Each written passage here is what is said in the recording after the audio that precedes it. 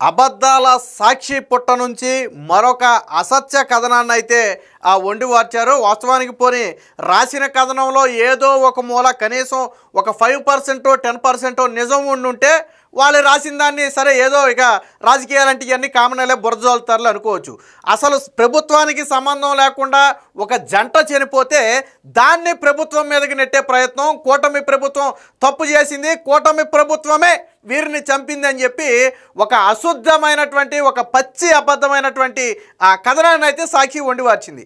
విషయం ఏంటంటే శ్రీకాకుళం జిల్లాలో ఇద్దరు దంపతులు, అప్పారావు లలిత అనే ఇద్దరు దంపతులు ఆత్మహత్య చేసుకున్నారు.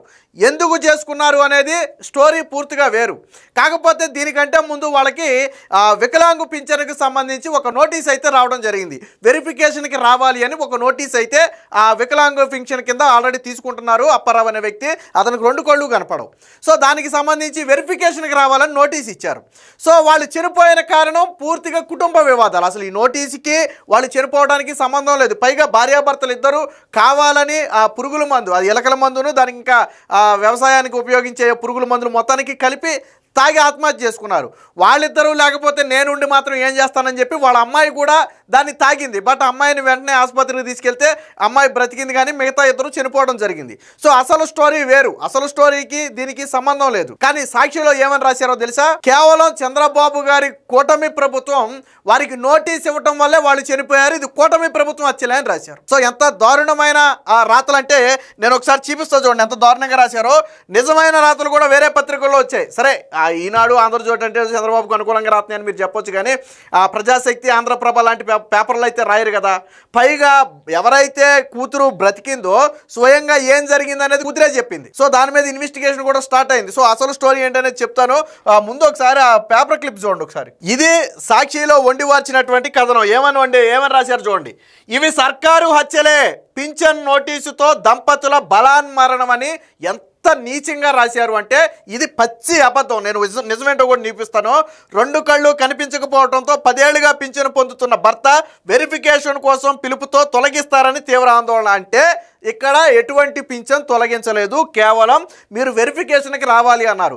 ఇది రాష్ట్రంలో ఉన్న ప్రతి దివ్యాంగుడికి వెరిఫికేషన్కి రావాలని నోటీస్ ఇచ్చారు. ఎందుకంటే ఫేక్ పింఛన్లు అనేది ఏరివేత జరుగుతుంది. నోటీస్కే మనస్తాపం చెంది ఉంటే సరే, ఈయన మనస్తాపం చెందాడు అనుకుందాం.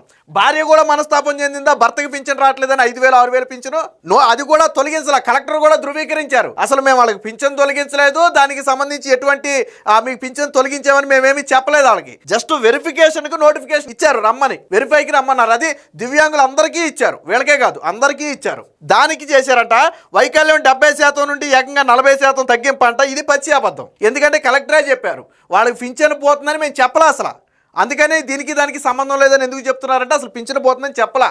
అలాగైతే బతికేదలా అని విషద్రావణం తాగిన వైనం తల్లిదండ్రుల మరణాన్ని తట్టుకోలేక కుమార్తె ఆత్మహత్యాత్నం అంట. వాస్తవానికి తల్లిదండ్రులు లేకపోతే నేను మాత్రం ఉండి ఏం చేస్తానని తాగిన మాట వాస్తవం. కానీ అసలు కథ ఇది కాదు, దీనికి సంబంధమే లేదు. టీడీపీ నేతల సూచనలతో రంగంలో దిగిన సీఐ అని చెప్పి, అంటే మళ్ళీ పోలీసులను పెట్టి వీళ్ళు మేనేజ్ చేస్తున్నారని చెప్పి మళ్ళీ ఈ కల్పిత కథ రాయటం. సో దీని అసలు కథ ఏంటో ఒకసారి నేను చూపిస్తా చూడండి. ఇది ఆంధ్రప్రభ మెయిన్ ఎడిషన్లో వచ్చింది. ఇదేమి ఇలా కొమ్ము కాసే పత్రిక ఏం కాదు కదా.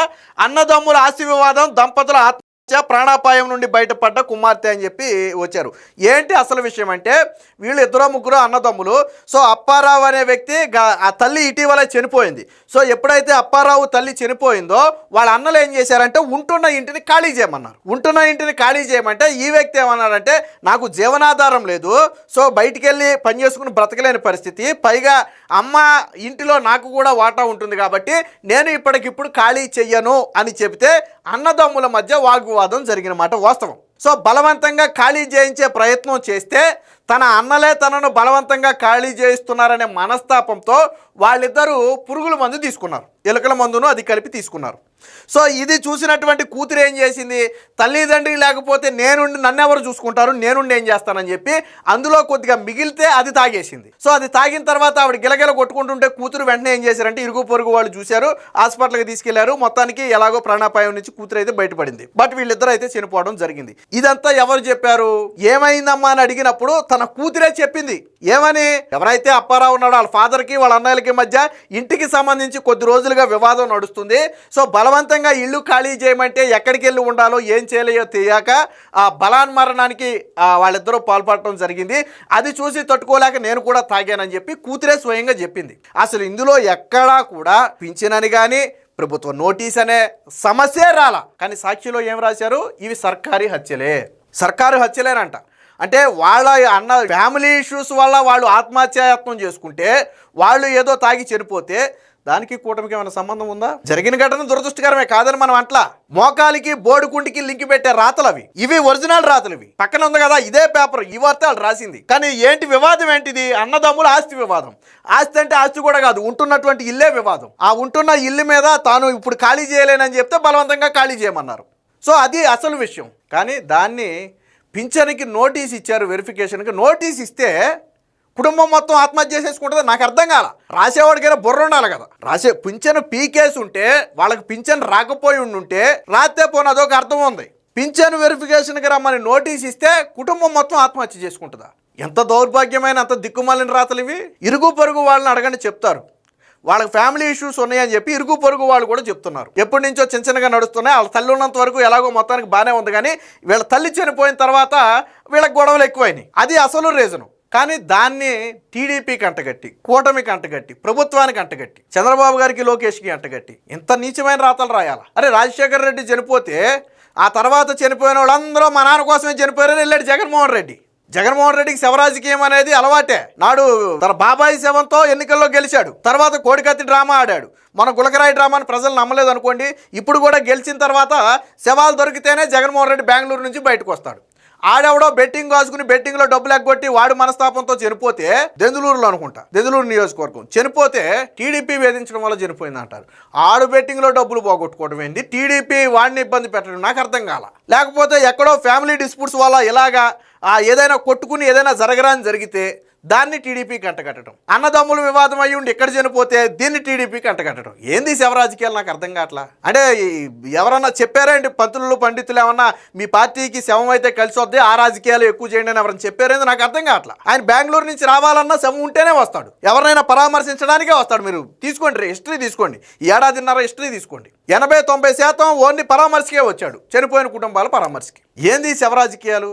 ఇందులో ఇసుమెత్తైనా నిజం ఉందా? సాక్షి మరి ఎలాంటి దిక్కుమాలిన జర్నలిజం అవసరమా? జగన్మోహన్ రెడ్డిని ఇలాంటి దిక్కుమాలిన జర్నలిజంతో జగన్మోహన్ రెడ్డి మళ్ళీ ముఖ్యమంత్రి చేయగలరా? అక్కడ ప్రజలకు తెలియదా? ఆడ కూతురే చెప్తుంది అసలు నోటీస్కి దానికి సంబంధం లేదు, ఇది అన్నదమ్ముల మధ్య డిస్ప్యూట్ అని వాళ్ళ కూతురే చెప్తుంది. ఇంకా అంతకంటే ఎవరు సాక్ష్యం కావాలి? పోనీ ఇదేమో ఛానల్స్ చెప్పినవి కాదు, చంద్రబాబు గారు లోకేష్ చెప్పింది కాదు, రాజకీయ నాయకులు చెప్పింది అంతకంటే కాదు, కూతురు చెప్తుంది. కూతురికి రాజకీయాలతో సంబంధం లేదు కదా, కూతురు చెప్తుంది. అయినా నమ్మకపోతే ఇంకేలాగా నాకు అర్థం కావట్లా.